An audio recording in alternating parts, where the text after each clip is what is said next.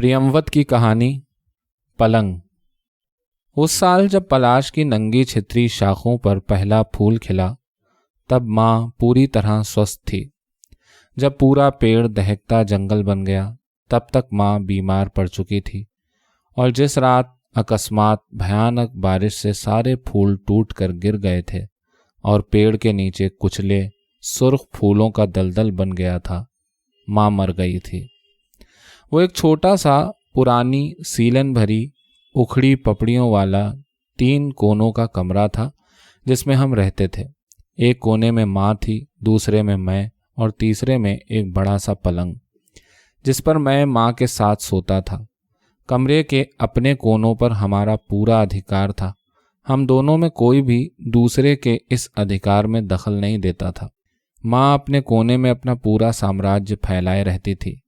एक छोटी सी चौकी, उस पर उसके भगवान, पुराने ज़माने के टिन के 2 बक्से, 2 गठरियाँ, कुछ मर्तबान, कुछ पुराने कपड़े, एक जोड़ी माला, टॉर्च, हाथ का पंखा, कुछ पुराने सिक्के वगैरह। मेरे हिस्से में कुछ खास नहीं था। कुछ किताबें, लकड़ी की पुरानी अलमारी, उसके अंदर सस्ती शराब की बोतलें, कुछ कपड़े और मेरी पकी उम्र पर हमेशा फैली रहने वाली अदृश्य चुप्पी। लगभग उदासी या मनहूसियत के बीच की सी कोई चीज़। छोटी सी खिड़की के पास तीसरा कोना था। उसमें वही बड़ा सा पलंग था जो उस पूरे कमरे को अपनी भव्यता से आक्रांत किए रहता था। माँ उसे अपनी शादी में लाई थी। माँ को उस पलंग पर बड़ा गर्व था। पुराने ज़माने का विशाल पलंग जिस पर माँ कभी मेरे पिता के साथ सोती थी। उस पलंग से उसके कई बीते हुए दिन जुड़े थे जो अक्सर रात को उसके आसपास जीवित हो जाते थे। कई रातों को मैंने चुपचाप माँ को उन दिनों से बातें करते देखा और सुना था। अचानक यूं ही मुस्कुराते, रोते और कभी कभी लजाते हुए भी। मुझे अक्सर लगता था कि माँ मुझसे ज़्यादा पलंग के नज़दीक है। अक्सर बहुत कुछ जो वो मुझसे नहीं कहती चुपचाप पलंग के साथ बांट लेती है। अक्सर छुट्टियों में पूरे दिन या सुबह के खाली समय मैं चुपचाप माँ को देखा करता था। वो बहुत सवेरे उठती और अपना काम पूरा कर लेती थी। उसकी पूरी कोशिश होती थी कि उसकी आहट से मेरी नींद न खुले। मैं अक्सर जाग कर उसे देखता रहता। उसकी हर गतिविधि इतनी नियंत्रित और निश्चित थी कि मैं आंखें बंद किए हुए भी समझता रहता कि वो क्या कर रही होगी। अब सफाई, अब कपड़े धोना, माला फेरना या ऐसा ही कुछ। सुबह उठकर वो सबसे पहले अपना कोना साफ करती, फिर मेरा हिस्सा, फिर नहाती। नहाने में वो बहुत समय लेती। सफाई के लिए वो लगभग विक्षिप्तता की हद तक आग्रही थी। हर चीज़ को 2-3 बार साफ करती, पूरा फर्श, दीवारें, बाल्टी, कपड़े और अपनी देह भी। अक्सर वो सफाई करते करते बाहर कमरे में चली आती, कोई भूली चीज़ लेने या अंदर कुछ साफ करते करते बाहर कुछ साफ करना याद आ जाने पर। मैं चुपचाप लेटा उसे देखता, उसकी झुकी कमर, लटकी झुर्रियाँ, सिकुड़ा हुआ मुंह और उस पर चिपका रहने वाला एक शाश्वत संशय। अक्सर वो बाहर इस तरह आकर सिर्फ एक वस्त्र में ही ऐसा करने लगती, अपनी लगभग निर्वसनता से बेखबर। मैं तब आंखें बंद कर लेता और मुंह घुमा लेता। माँ की ये स्थिति मेरे अंदर हमेशा विचित्र सी जुगुप्सा पैदा कर देती। मैं चाहता था उसे इस तरह अव्यवस्थित होने से रोकूं, अपनी घृणा व्यक्त करूं, पर मैं उससे कुछ स्पष्ट नहीं कह पाता था। ये माँ की वर्षों की दिनचर्या थी। मुझे लगता था कि कुछ भी कहने पर वो अचानक इतनी लज्जित और असहज हो जाएगी कि उसके जीवन का पूरा संतुलन नष्ट हो जाएगा। वो सब जो वो इतनी आश्वस्ति और निश्चिंतता के साथ करते हुए सहज जीवन जीती है, बिखर जाएगा। मैं कुछ कहता नहीं, पर फिर भी अपनी जुगुप्सा को छिपा नहीं पाता। पलंग से उठने के बाद उससे कुछ नहीं बोलता और चेहरे पर एक तरह की विकृति लिए बैठा रहता। मुझे वो भय और दुख से चुपचाप देर तक देखती रहती। कभी हिम्मत कर पूछ लेती, क्या हुआ? मैं कुछ नहीं कहता, सिर झुकाकर सिगरेट फूंकता रहता। मैं नहीं चाहता था कि मैं कुछ कहूँ। मेरे एक बार कुछ भी बोलने से वो उत्साहित हो जाती थी और फिर बहुत कुछ बोलना शुरू कर देती, जो मेरे और उसके बीच की मौन लेकिन स्वीकृत स्थितियों को अस्त व्यस्त कर देता था। मेरी तनाव भरी खामोशी से उसके चेहरे की पीड़ा, अंदर की बेचैनी और बढ़ जाती। तबीयत खराब है? वो एक बार फिर साहस करती। कुछ कड़वा बोलने के लिए मैं सिर उठाता, पर उसके चेहरे की कातरता और उम्र का शैथिल्य देखकर चुप हो जाता। वो तब सचमुच कांप रही होती, इस आशंका से कि कहीं मैं हाँ न कह दूं। मेरी किसी भी पीड़ा की कल्पना से वो इसी तरह कांपने लगती। मेरी इस चुप्पी से वो शायद कुछ अंदाज़ा लगा लेती। मुझे ये भी समझ में नहीं आया कि माँ मेरे अंदर का सब कुछ कैसे जान लेती है, कौन सा सूत्र होता है उसके पास। वो फिर सतर्क रहने लगती। एक दिन मैंने कुछ ज़्यादा शराब पी ली थी, इसलिए कि जिस औरत से मैं शादी करना चाहता था और जो मुझसे शादी करना चाहती थी, उससे मेरा झगड़ा हो गया था। वैसे हम बहुत दिनों से एक दूसरे को प्यार करते थे, इतने दिनों से कि मेरी तरह वो भी धीरे धीरे अधेड़ होने लगी थी। एक आध बाल सफ़ेद हो गया था और छाती बिल्कुल ढीली हो गई थी। थक कर लगभग संवेदनहीनता की हद तक वो प्यार में निष्क्रिय रहने लगी थी। उस कमरे में एक चौथा कोना होता तो मैं उससे शादी कर लेता। इसी बात से वो अक्सर मुझसे लड़ लेती। उसका कहना था कि पलंग को वहाँ से हटाकर हम उस कोने में रह सकते हैं, पर मैं जानता था कि ये माँ के लिए संभव नहीं है। जब कभी मैं पलंग के बगैर माँ के बारे में सोचता तो मुझे एक ढहते हुए मकान का ख्याल आता था। रात को जब माँ मेरे साथ उस पलंग पर लेटती थी, तभी वो अपनी दिन भर की चुप्पी, मेरे सन्नाटे, अपनी आंखों की सफ़ेदी, झुर्रियों से बाहर आ पाती। मेरी हथेली को छूती या सिर पर हाथ फेर देती। मैं अनभिज्ञ या अन्य मनस्क सा दिखने का बहाना करता रहता। वो धीरे धीरे कुछ बोलती रहती। उसमें भी मेरी चिंताएं अधिक होती। मेरा उतरता हुआ चेहरा, मेरी बढ़ती उम्र, मेरा अकेलापन। कभी कभी मैं मुस्कुरा देता तो वो उत्साह से मुझे अपने वैभवपूर्ण अतीत के बारे में बताने लगती कि कैसे इसी पलंग पर वो इसी तरह लेटती थी और कैसे मैं इसी पलंग पर पैदा होने के बाद इसी जगह लेटता था। पलंग एक तरह से उसके अस्तित्व की अभिव्यक्ति था, उपस्थिति की सार्थकता, अर्थवत्ता था।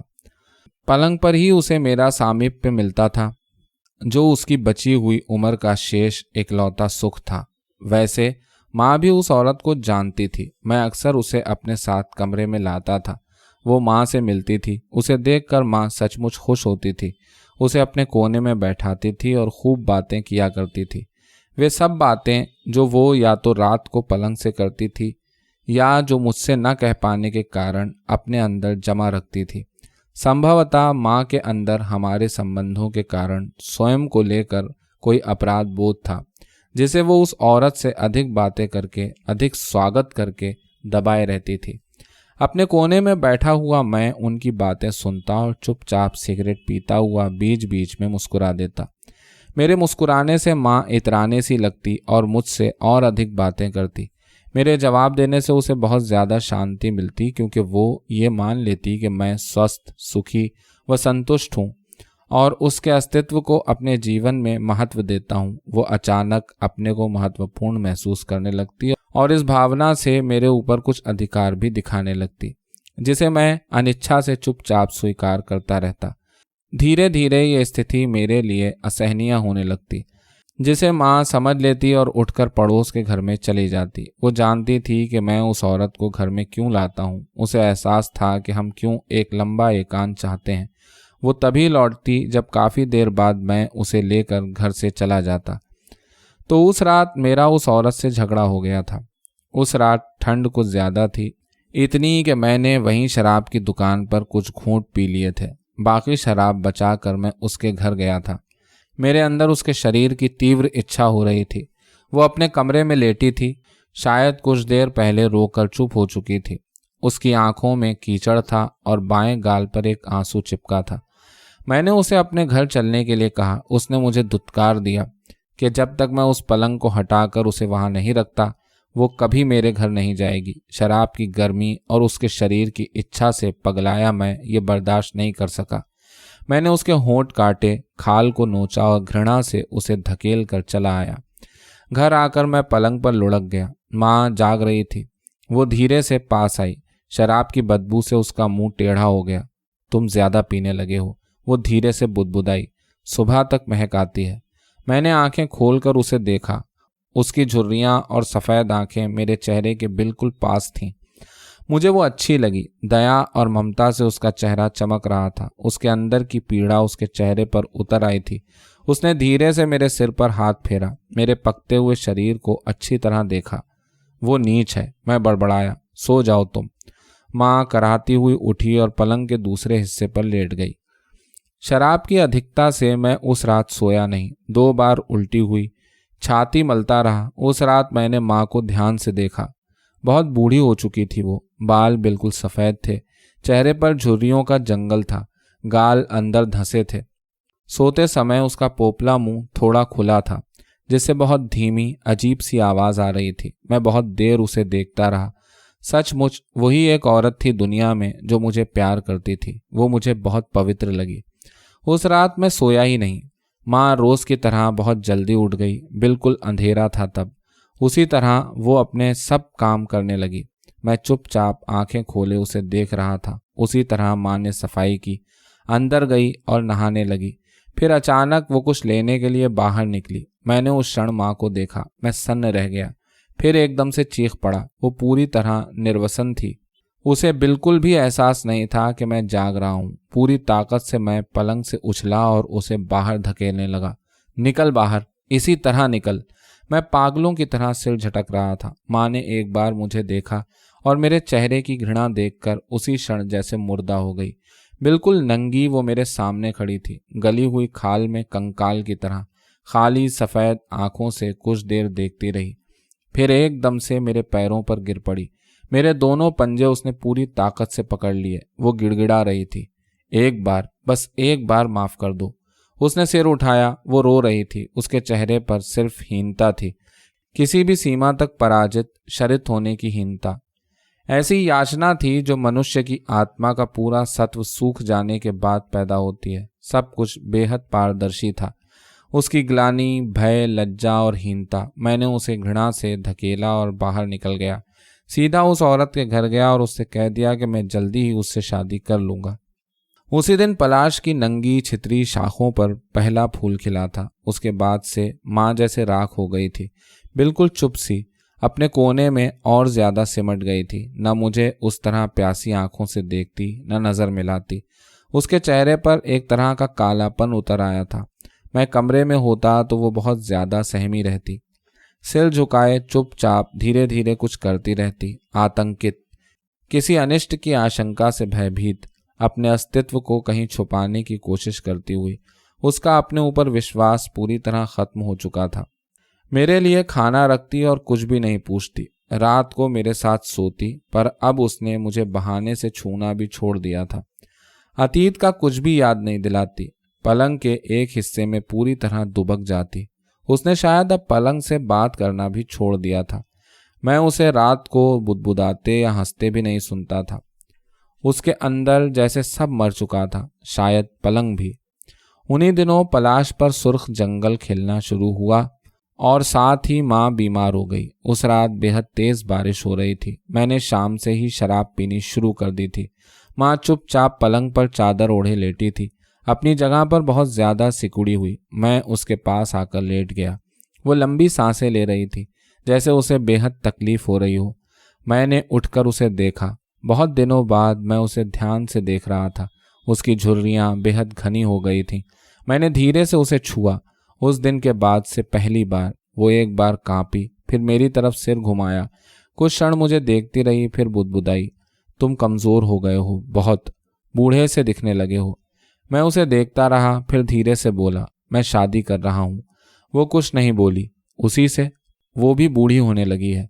माँ मुझे उसी तरह देख रही थी। उसने पूछा नहीं, पर उसकी आंखों में प्रश्न था, संशय भी।